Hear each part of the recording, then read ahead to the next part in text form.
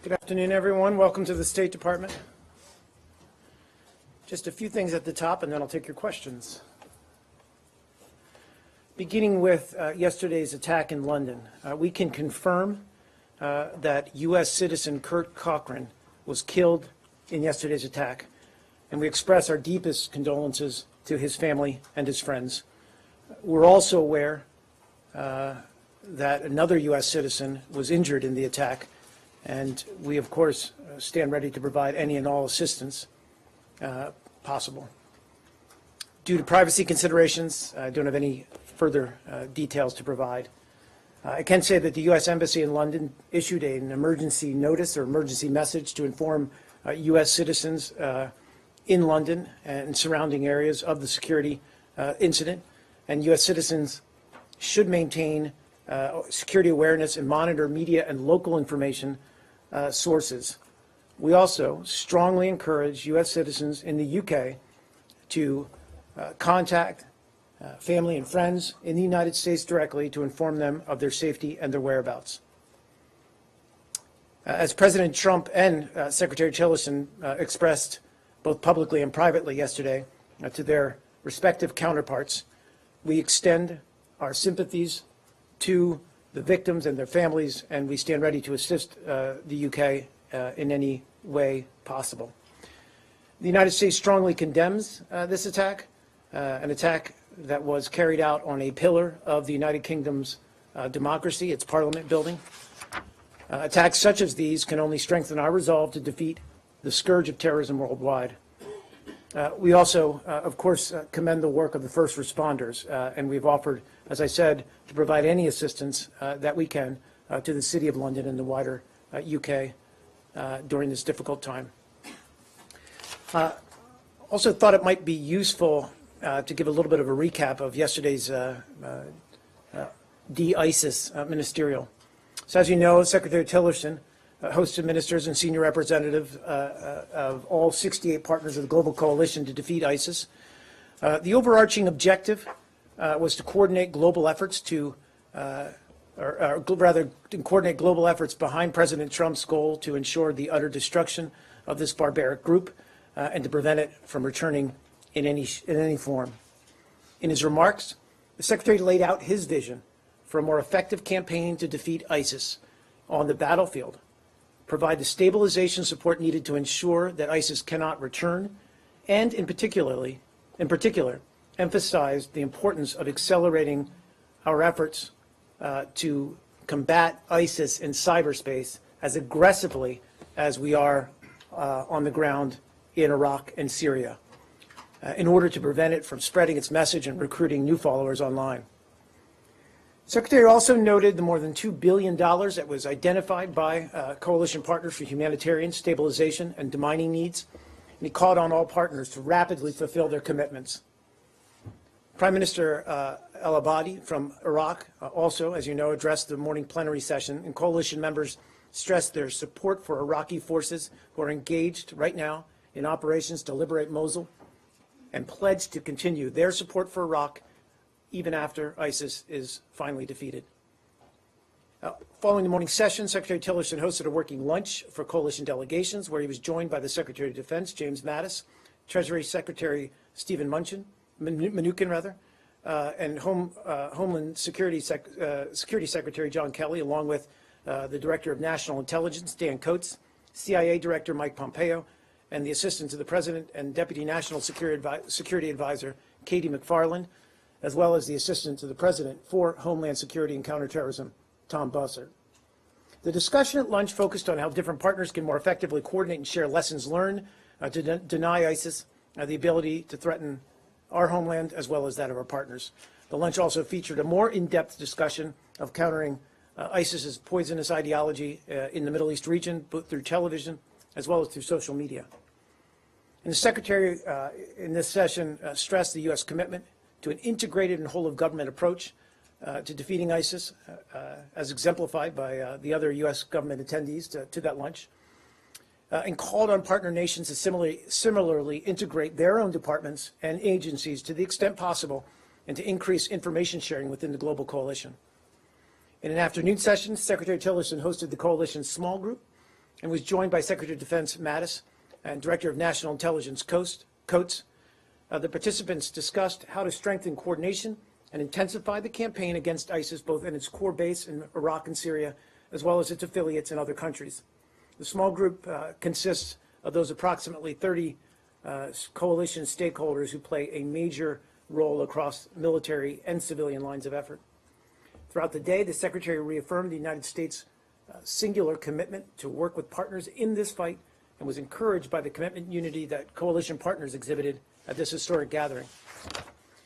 One last thing to note, and I'd be remiss if I didn't mention the fact that this is Press Office Director Elizabeth Trudeau's last briefing.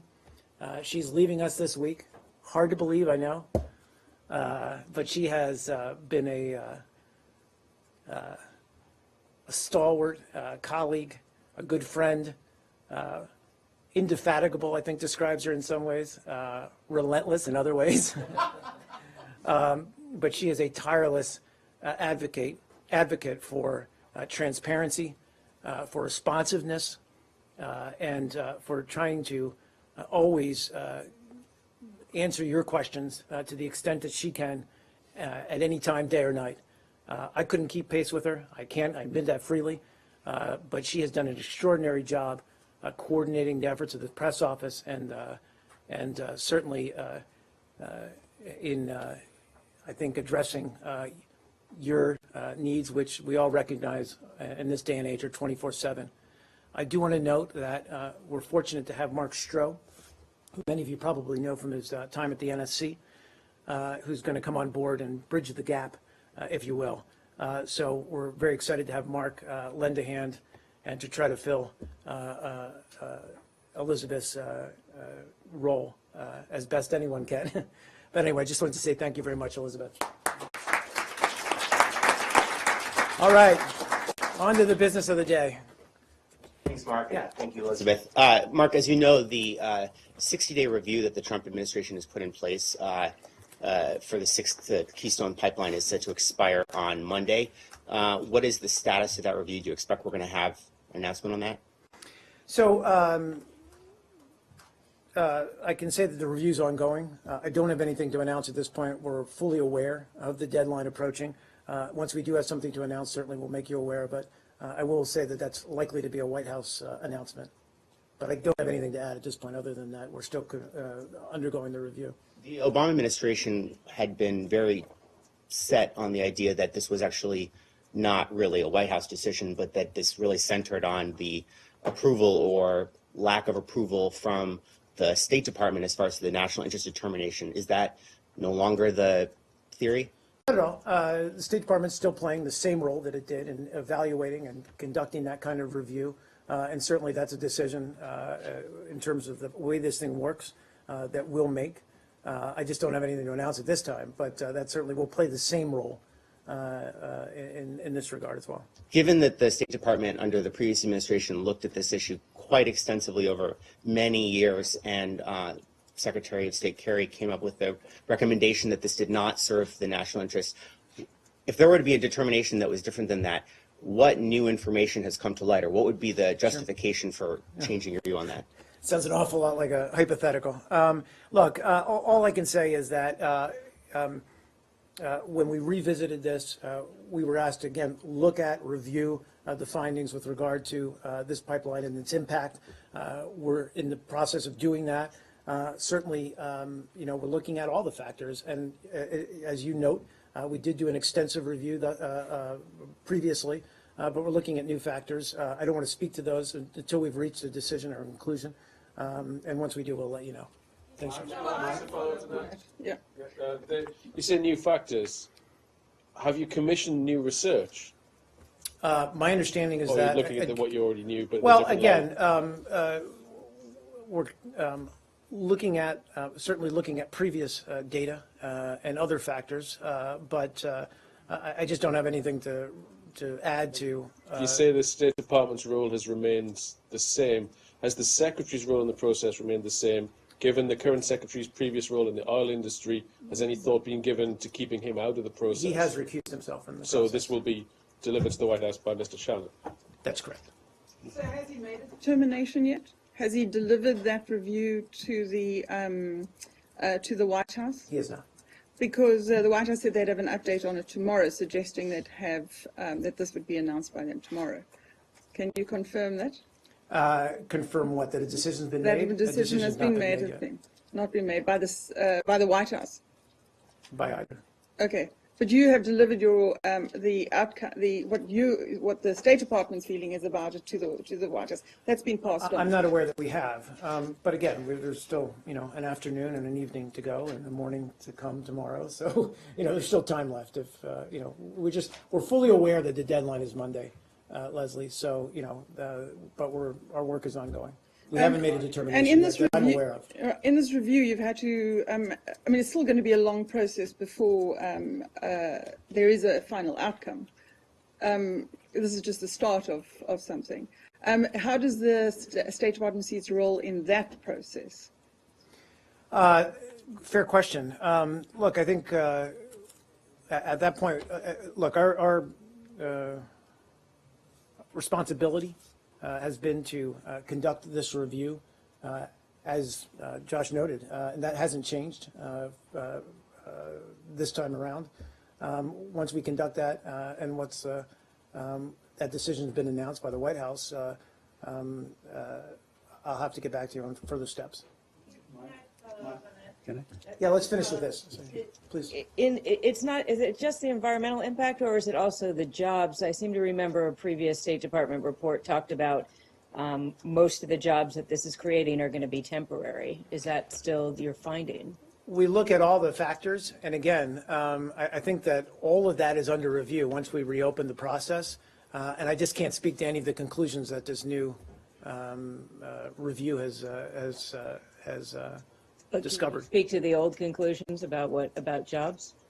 I mean, they're out there. I mean, we reached those conclusions, and the decision was made by President Obama, but our previous review stands. Those conclusions stand. I think we're just looking at it with fresh eyes and trying to see if there's any new factors to look at and consider.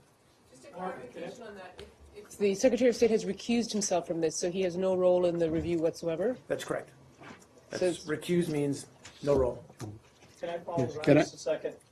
Would it be fair to say then, if this review led to an approval, that it no longer undermines America's position as a climate change leader? Sorry, one more time the question. Sure. The question is, if this goes through, would that not undermine America's leadership as a climate change? So again, in a pre-decisional state such as we're in, I don't want to speak to hypotheticals and speak to a decision that might be taken or might not be taken. But with respect to how any decision like this might undermine our role as a climate change leader, I think that's not fair.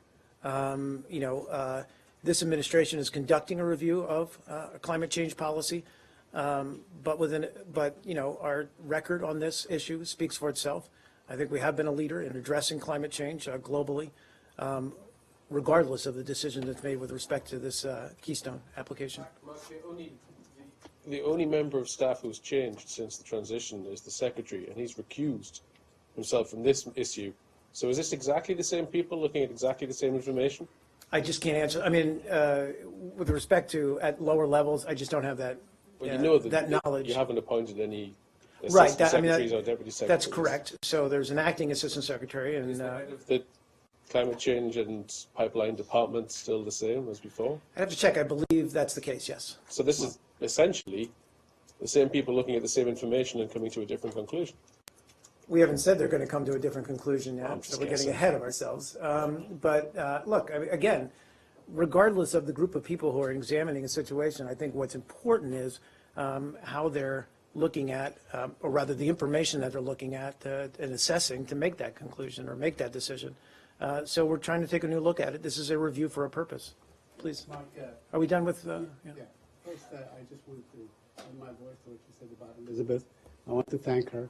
She's always been here for us, for me in particular. I mean, I communicated with Elizabeth most every day. So I want to thank you. You've been diligent and amazing and omnipresent, especially for me. So let the record show. And I, on the other hand, go to want bed every follow night up- at 10 p.m. She doesn't. and she's diligent. You know, She's very diligent. I said I exactly. can't keep pace with her. Right. And second, I wanted to follow up on, Of course. I wanted to ask on the Palestinian issue. Of course. On the settlement. I want you to react. Yesterday, on the issue of the settlement, the Israeli Central Bureau of Statistics indicated that the settlement had increased in 2016 by 40%. And two more things related to the settlement, so we get it all out of the way. Sure. Good. There was also a statement by the Israeli Prime Minister Netanyahu in China where he said that he will continue to build. And thirdly, could you confirm or comment on what Jason, what is attributed in the Israeli press to Mr. Jason Greenblatt of saying that to the Israelis last week, you could build in Jerusalem, you could build in the existing block, but you can't build in the, the isolated outpost. So all these three issues on the settlement. Then if I may, I'd probably ask another one. Okay. With respect to, first of all, with respect to what, Special Representative Greenblatt may have said in a private meeting, I wouldn't speak to that. I can say that he's actually meeting today with an Israeli delegation. I'd refer you to the White House for a readout. I know that our own Michael Ratney is also attending those meetings. Look, with respect to your question about the surge of 40% in 2016 from the previous year, the president's already spoken out about, or with respect to settlements. He said we'd like to see Israel hold back on settlement activity for a short time. I think what's important is that we and the Israelis continue to have discussions relating to settlement construction in the hope of working out an approach that is consistent with the goal of advancing peace and security. So, again, this is, and we've talked about this before, this is one factor, a factor, that is keeping us from getting back to what we all claim to be the goal here, or all say we want as a goal here, which is negotiations on a final settlement. So with respect to that, we're working with them constructively to try to come up with an approach that allows us to get there.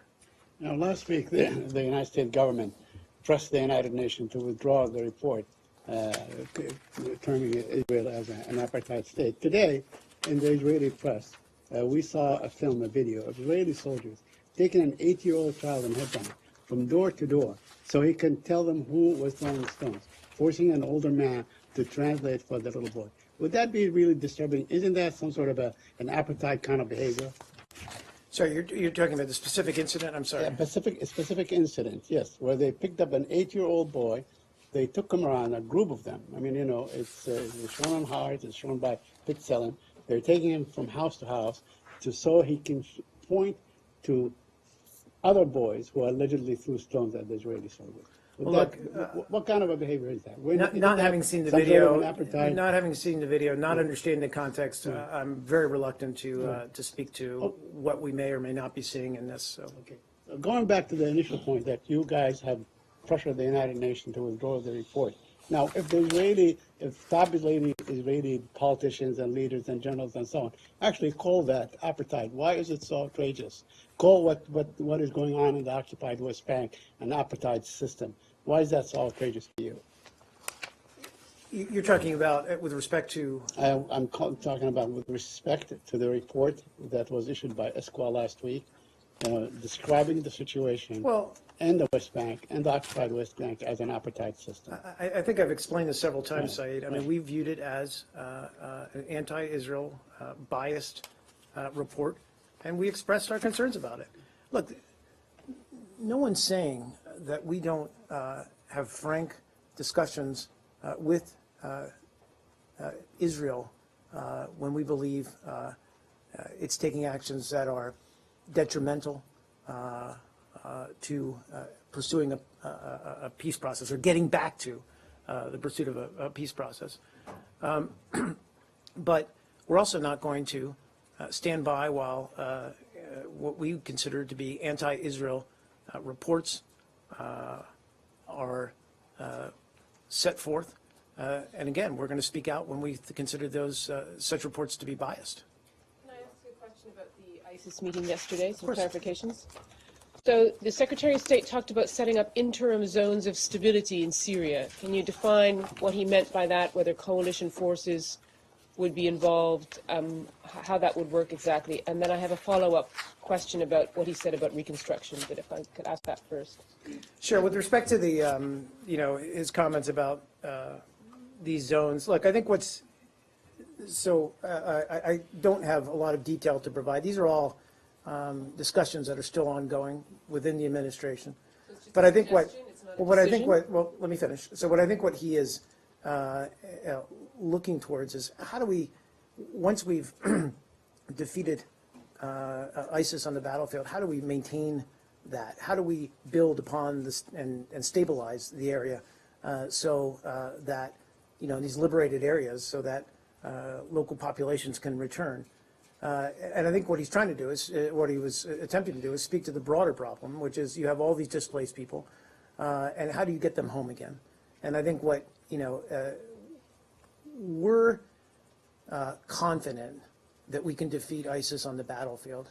That's not to say we've done it yet. We're not there yet, but we're confident that we've got the progress, that we've shown the ability, working through Iraqi security forces, working through the Syrian democratic forces, that we can do that.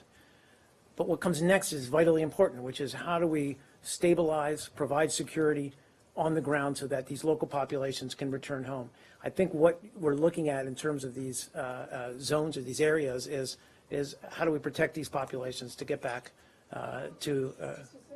Just to follow up on that, but to say interim zone of stability is quite a loaded phrase given the debate and discussion, et cetera, about safe zones. So are you saying that the Secretary of State is throwing a sort of unformed idea out there? He's saying it's a good idea to somehow protect the people, but we haven't figured out how we do that yet? No, I think he's offering our view on what needs to be done, but again, we're still discussing specifics about how that looks. I'm sorry. Sure, go ahead. Is it about the zones? Yeah. Yeah, okay. Can I just try and flesh this out a little bit? So are you saying that, or is the Secretary saying that, once these areas are kind of cleared of ISIS, this is where the refugees or displaced people should be able to return back, and then that area would be somewhat protected from conflict from here on in? Because that would take, obviously, not just getting ISIS and being able to hold it, but that would take some kind of agreement not only with the Russians, who are also in the battle space, and also the Assad regime. There would have to be an implicit recognition that Assad would not go to those areas, because most of the displaced people, if not most, but a large portion of them are displaced because of the Syrian conflict that started with the campaign by the regime. So again, I think what his emphasis was on is what comes next, and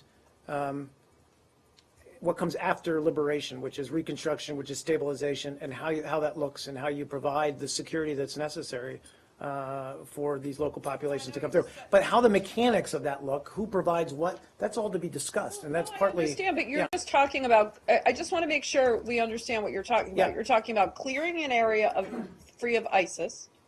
And that's clearly the objective. Right. Yes. And then designating that a safe zone or zone of stability or whatever for displaced people to go. But that does nothing to keep these people safe from the regime campaign, does it? Well, Like, wouldn't you need, is it really going to be a zone of stability or a safe zone if you don't have agreement by the regime or the Russians that they're not going to go hit there? Again, I think what he was trying to address is the need to consider all these factors going forward so that we have a zone of stability for these local populations to return home.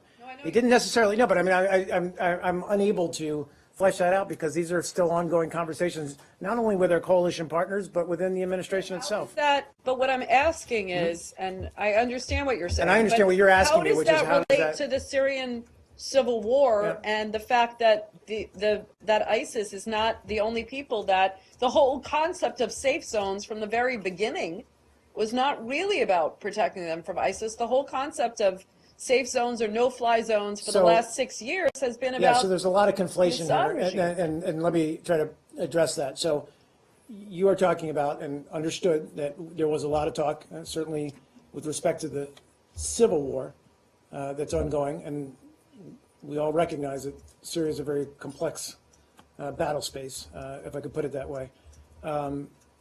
There was talk of safe havens or safe zones. It's not what we're talking about here, and that's not the focus of what he was talking about yesterday, which is just when he was addressing the coalition members, he was very clear that our number one priority with respect to the region is eliminating ISIS. That's not to say that we've forgotten or that we're disregarding the conflict, the civil war that's ongoing in Syria, but first and foremost, and he said this, he said, when everything's a priority, nothing's a priority. Our priority is defeating ISIS and creating the conditions so that they can't return. And so that's going to be our focus going forward. That's not to say that we've forgotten about what else is happening in Syria. See how it could be a zone of stability or a zone of safety or a safe zone for these people to go. I mean, maybe they're not being hit by ISIS, but I mean, I think, don't you recognize that you would need some agreement from the Russians or the regime? Well, again, I think that's all. About that would Those are all truly be a legitimate safe questions. I zone? think all those factors are something obviously we're looking at. It's not like a no-fly zone No. where you need protection or a safe zone. No. Is it like a relay station? So it's a holding area where people are on their way back to their to their homes and villages. Applications. I mean, here the budget outline projects that there will be less money for what is called nation building or reconstruction or other civilian needs. How do you fit that Sure. within the budget priorities? Fair question as well, Andrea. Look, I mean, we're in early days of the budget process. We're looking at all this. We're understanding, and we recognize this with the skinny budget that came out last week that we're looking at some significant cuts. But I think also the Secretary is very clear that it's about realigning priorities, and that's what he's looking at now with the awareness that, ISIS is one of those priorities and defeating it and ensuring that. And he was very clear about this yesterday. He spoke to this many different times and in many different forms, but ensuring that once we defeat it on the battlefield, that it doesn't come back, that the conditions that allowed ISIS to arise, the vacuum, if you will, that allowed it to arise in the first place, we don't return to that state in either in Syria or in Iraq. Now, look, Iraq has a stable government, a prime minister who's undertaking reforms, but it's going to need a lot of money and assistance to get, to reconstruct, to provide stability in the aftermath. That's one of the things he talked about, and certainly I think I have the figure here, but with respect to our coalition partners, everybody needs to do more. Does he see an American leadership role in this? Of course. And we're not, regardless of, how the numbers shake out with regard to budget, American leadership's not going to go away. Just to follow up with my reconstruction question, he said that the coalition resources would not be used for reconstruction, or they were not in the business of reconstruction, nation building and reconstruction, he said. So what does he mean by that? Because there was clearly talk about elements that I think, equally reconstruct. and certainly Iraq's a good example of this, but I think what we're talking about is, how do we empower local governments, local forces, local populations to have the capabilities to restore and stabilize these areas. And again, it's very clear in Iraq. It's a tougher job, certainly in Syria. Okay, can I just stick with the interim zones for just a second? Sorry, it took me a minute to find the exact quote. He said it's an idea that's in the discussion. He says the United States will work to establish interim zones, but all right, and even leaving that aside, will work to establish interim zones of stability through ceasefires. You're not going to have a ceasefire with ISIS or Al-Qaeda. Who are the ceasefires going to be with? Again, I think, I'm not going to get into the details of this because they're all being worked through and they're all being discussed. What I can say is that it's a recognition of the fact that given the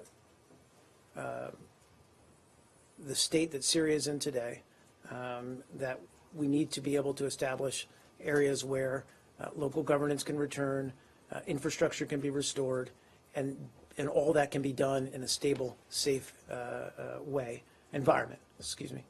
And how that looks, I think is all being discussed. Was it a mistake to use the term interim safe zones in the Secretary's speech without having more information for us? I don't think so. I think, look, this was a chance for him to lay out how the U.S. views the effort to defeat and maintain that defeat of ISIS going forward.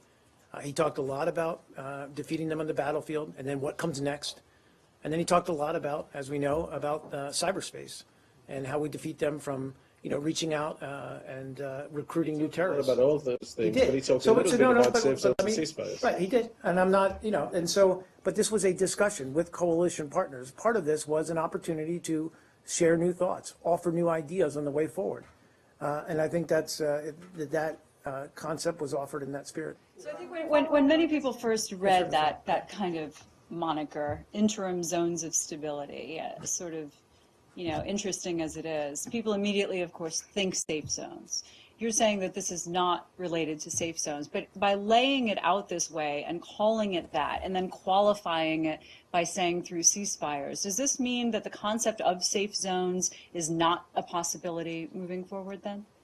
Again, I think all I can say is I don't want to rule anything off the table when we look at Syria, but I think what's very clear is a few things. One is this administration's focus is on defeating ISIS. That's not to say we're, again, abandoning any resolution of the civil war and resolving that through a political process in Syria, but the primary focus is on defeating ISIS. And then, as I said, maintaining a zone of stability whereby reconstruction can take place so that ISIS isn't able to reform, regroup, and return within that area. How this looks, how it's done, those are all sort of to be discussed. So the concept then of establishing safe zones or no-fly zones, you're saying that's not off the table. This isn't some alternative. I never want to rule anything off the table, Okay. but that's something up till now, as you well know, we've not, for many different reasons, some of them logistical, have not considered seriously. But that said, this is a new administration. The focus is on defeating, first priority is on defeating ISIS, and it was in that spirit that he offered this idea. And for all of the talk of acceleration and integrated approach, a whole of government approach, intensification, one thing that we heard from foreign attendees yesterday multiple times was that what they didn't hear was much of a plan. So can you describe why there isn't more of a plan, in the views of these people who've been deeply involved, and when you foresee this shaping up to be Sure. more of a plan? Well, as you know, the Pentagon did present the White House with a plan. That plan is being looked at. The State Department's going to have a role, certainly, in all of these activities going forward, as evidenced by yesterday's coalition meeting across. And let's remember, there's the kinetic side of this on the battlefield, but there's multiple lines of effort, including the internet or cyberspace, including countering terrorism, terrorist financing, including preventing foreign fighters, and then, of course, stabilization. The State Department has its role to play in all those areas. But with respect to the Pentagon's plan that was presented to the White House, that's still being vetted, being discussed within the White House. And let's remember also, I can't speak to how much of that plan the White House is going to reveal. Let's remember that the president, during the campaign, said he's not going to necessarily telegraph the strategic decisions or tactical decisions that he's going to make. So Sure, Carol. what are the new ideas? You came out here a couple days ago and said that you didn't want to steal the Secretary's thunder, but he was going to have a bunch of new ideas. Are you saying these zones of stability, is that what you characterize as new? Because it seems like an awful lot of what we heard yesterday and what you just outlined is really just a continuation, in some cases word for word, from the Obama administration strategy. I think, sorry, I heard somebody sneeze. I want to say God bless you, sorry. Distract me. You're welcome. Sorry. Look, to answer your question, a couple of things. One was, it's very clear,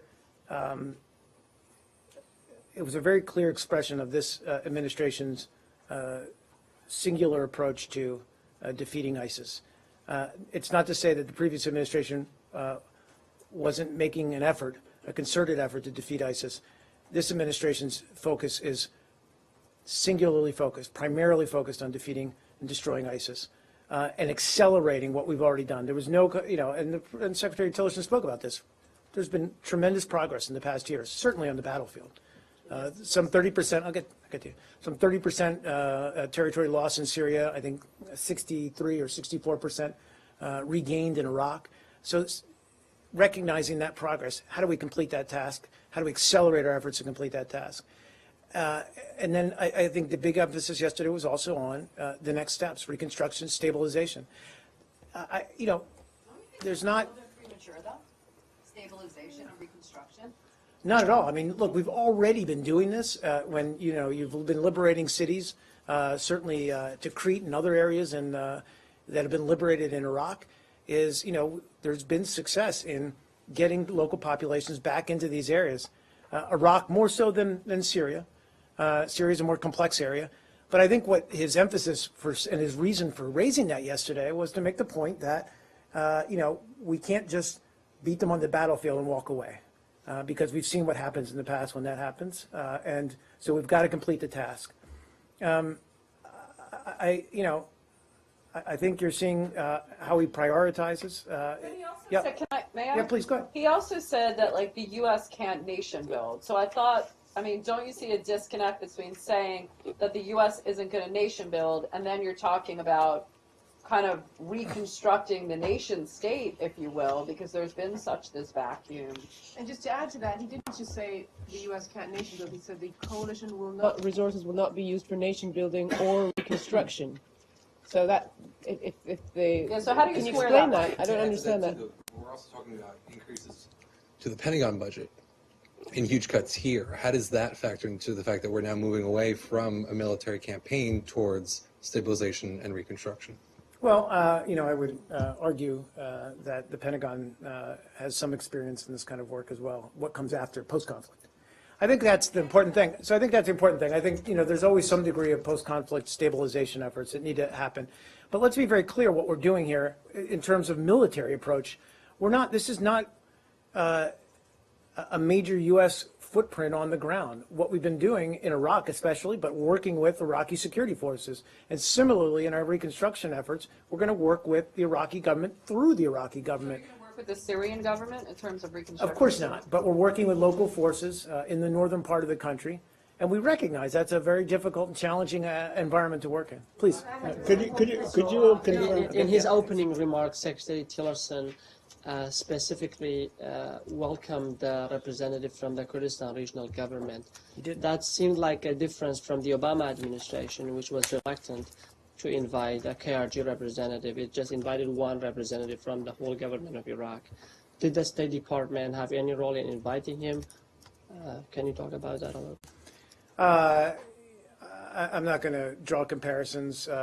We've been very clear in this administration, the previous administration, our deep respect for the role that Kurdish fighters have played in the fight against ISIS, and we have great respect for the sacrifices, and also great respect for what capable forces they are and the role that they played thus far. Just to be clear, did you invite him, or was he? No, I believe he was brought as part of the Iraqi delegation. Can I ask a question about public diplomacy and press? No, can we go back to I would just stay love in- that, but we'll finish up with. Can I ask I'm about up the here for a funding? limited time, so Mark, let's you finish. said- Please, go ahead, Elise, and then you last question, said- yeah. You, when this gentleman asked about the cuts to the State Department funding, and you said, well, the Pentagon has some experience in that too. Are you saying that some of those, that the Pentagon is going to take a greater role in the reconstruction and? I think we're all, sorry, I think we're all looking at, first of all, we're projecting forward here for the FY 18 budget, so that's down the road a ways. We're still in early days with respect to the budget, so I'm not trying to signal or telegraph anything here. All I'm saying is the Pentagon, the Department of Defense has been, our partner, the State Department. I mean, this is an interagency defense effort. secretaries have said that like they don't want to be in that business anymore, and that the State Department should play a greater role in doing that. Look, again, I think, Including, Secretary Mattis. well, Secretary Mattis was here yesterday. He's aware of the challenges. I think there's no daylight between the way Secretary Tillerson thinks about the next steps or the way Secretary of Defense Mattis does. Please. You talked about the $2 billion. You talked about the $2 billion that there had already been commitments more than $2 billion. How much have you actually got I don't in have the an answer for pocket? you on that. And was additional funding raised beyond this $2 billion yesterday? I don't believe so, but I don't have an answer for you with respect to who's stepped forward yet. I think we'll leave that to the individual members to speak to that. We're still looking at that. We also seen that the Taiwan's representative also attend that meeting in this building yesterday. And also the President of Taiwan also addressed that Taiwan will keep defaulting into the humanitarian assistance. I just wondering that do you have any comment on that? We certainly appreciate those contributions, as we appreciate the contributions of all coalition members. And I think it's an important thing to emphasize is that big or small, whatever role any coalition member can play and partner can play, we appreciate it. I think what the message yesterday was, we all need to see how we can do more to finish this. Quite rare that Taiwan's representative. In an interview this weekend, the secretary said that the department cuts would be appropriate in the coming years as we sort of draw down these military efforts overseas. So does he believe that the State Department shouldn't play a role in that reconstruction, that it should be the Pentagon, that it's no longer this department's job? No, I wouldn't necessarily say that. I think he was speaking more broadly about the fact that, we hope to, frankly, draw down our involvement in what has been the longest sustained period of American military action and engagement overseas, frankly, almost in our history. And I think a recognition that this administration wants to not necessarily increase those engagements and recognizing that. And I think you've seen that again. The approach to ISIS has been less boots on the ground in ways that we improve the capability of these local forces, whether they're Iraqi or otherwise. Shouldn't that mean more diplomacy and more State Department personnel then? Well, it does. And again, a budget is a budget. You decide within, as the leader of the department, you decide how the money's going to get spent and what the priorities are. The priority in this case is defeating ISIS. Can we, yeah, please. You said less boots on the ground. I thought we were adding forces in Syria. Again, I don't want to necessarily, I'm aware of, the reports out of yesterday. What's that? Doubling forces in Syria. Again, but I'm drawing the comparison to previous efforts in Iraq and others, and Afghanistan. Go back to Asia. Yeah, I'm happy to change subject, yeah. Asia? Let's go to Asia. Okay. So I just want to clarify something first. So you're saying the first priority is defeating ISIS, the singular focus is defeating ISIS. Are you talking about just the region or as a whole? Well, and I have a follow-up. I mean, look, we're the United States, we're the Department of State, we need to be able to chew gum and pat our heads, or whatever the expression is. Walk and chew gum, that's it. At the same time. Yeah, that's rubber tummy. Thank you. And so, what I'm trying to say is we need to be able to do multiple things at once. Everybody recognizes it's a complex world, and there's lots of security challenges out there. Secretary Tillerson was just in Asia. where he discussed the threat that the DPRK poses to the region and increasingly to the United States and how we deal with that. So no one's saying that we're simply, going to focus solely on ISIS. But I think what it is, and what he spoke about in his remarks yesterday, was looking at the region. There's a lot of priorities there, and what he wants to try to do is make one singular priority, and that is defeating ISIS. And so I wanted to I asked about Asia because I was going to ask, where's North Korea? If ISIS is first, then where's North Korea on that? North Korea is a clear and present danger. I mean, and he was very clear about that in his trip last week, and he was very clear in his messages to Japan and to Korea in his discussions there with our allies and partners, as well as our discussions, or his discussions with leadership in Beijing. I think the message was very straightforward, which is, we can't afford to give North Korea more time and space. They are rapidly working to develop nuclear capability and ways to deliver that capability in the region and indeed to the United States, and that is a danger, and we need to address it. North Korea, Mark, follow up North Korea again. So yes, looking at the time, yeah, so you, and then okay. one more. North Korea launched Go ahead, go on. Okay. North Korea launched the missiles again yesterday morning to the east coast of South Korea. Do you have anything on the particular why they failed this missile? You question about what? Why we? Yeah, failed this missile. I mean, beyond, look, I mean, this is yet another provocative act by North Korea. We strongly condemn it, of course. We call on North Korea to refrain from these kinds of actions. It's threatening international peace and stability. Clearly, the stability on the peninsula, or on the Korean Peninsula and in the region. And it just underscores again the urgency. Do you know what kind of missile? I don't. I wouldn't say. And one of the reports that have come out from Fox that North Korea might conduct another nuclear test before the end of the month. I wouldn't speak to that. Please. Turkey, and then Andrea, and then you. Turkey and EU tension continues between the Turkey and EU. Does the Trump administration supports Turkey's EU membership currently? Look, I mean, Turkey is an ally, obviously, a strong partner, certainly with respect to ISIL, and a friend. We support Turkey's aspirations to engage with Europe. I'm not going to speak to what is an issue between Turkey and Europe, and the EU, rather, specifically. That's for them. That's for them to work out.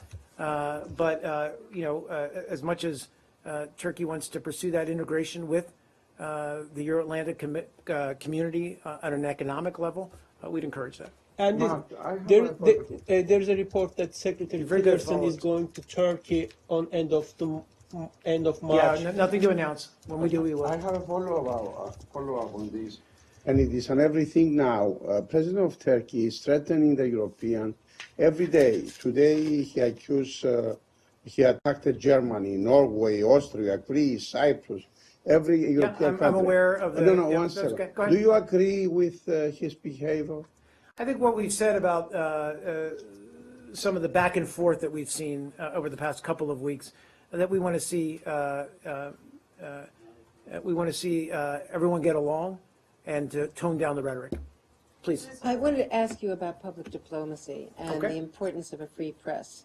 Okay. I've covered 6 secretaries, and they have always brought traveling press with them, specifically and importantly when going to Beijing, when, let's say, going to Cairo, when, let's just say, theoretically going to Turkey or to Moscow, for the reason of holding a unilateral press conference if there isn't a bilateral, to show that this is the way we value press freedoms in the United States. And I'm wondering, many people are wondering about the commitment of this administration to a free press, given the travel difficulties and challenges for not even bringing a press pool to some of these places. Sure. Very notable in Beijing, for instance.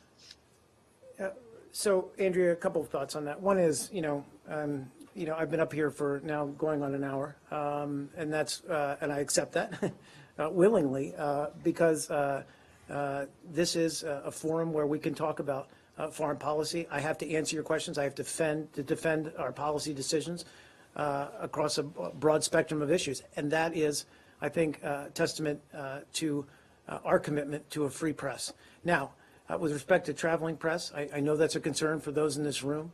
I would respectfully say that during the trip to Asia, there was access to the Secretary.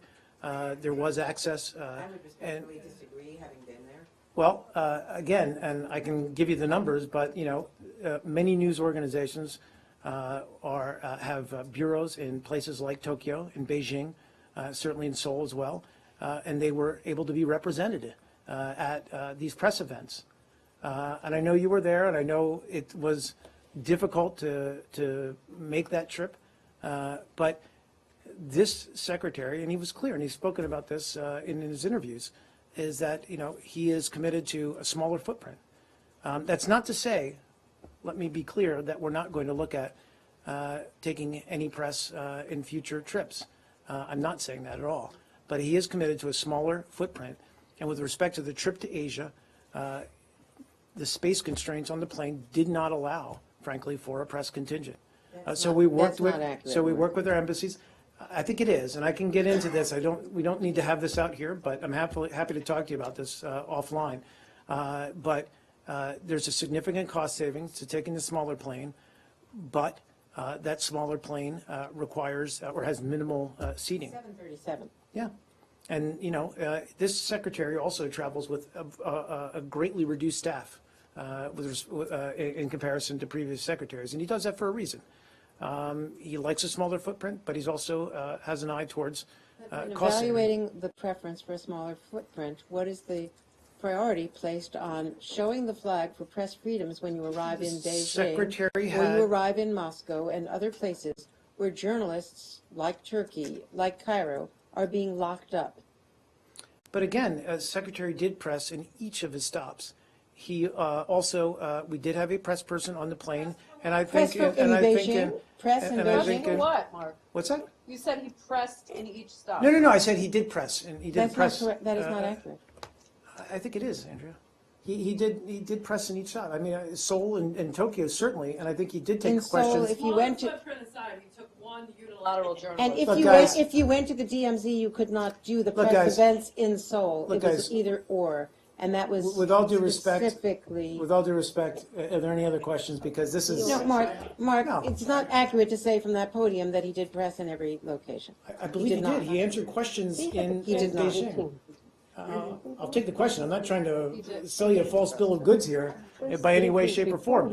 What I can say is that there were some 50-plus U.S. media on the ground in Beijing covering his activities. And again, partly, I recognize that meant journalists flying commercially, but also, bureaus like, the New York Times, other major media outlets have bureaus in places like Beijing, in places like London, in places like Moscow, and those are journalists who know the issues and can cover the issues as well. Mark, I have one on Mark. Guys, that's it. Really small one on Syria. Mark, he's Clarification. Sorry, I did promise Felicia. Can you? Yeah, go ahead. So in Venezuela, the U.S. and I think 13 other countries are going to issue a statement calling on Maduro to release political prisoners, return full power to the National Assembly, and set a timetable for regional elections. Do you have any comment on the statement and anything on when it might happen? I think I do. Oh, good. I have to find it in there. Please. Is there another Venezuela while I look for Venezuela? President Trump talked last weekend to President Temer and President Bachelet and talked on the situation in Venezuela. I'd like to know what is the position of this government on the, what do you expect for these two countries on the situation of Venezuela? Do you expect any kind of coordination from Brazil and Chile on? Well, so your question was on the OAS? Yeah. Okay. Yes. Well, we do share our concerns of the state of democracy in Venezuela. The Secretary General of the Organization of American States lays out in great detail in his report. We believe his report merits serious consideration by the OAS Permanent Council. Let's be clear, we're not pushing for Venezuela's expulsion from the OAS at this time.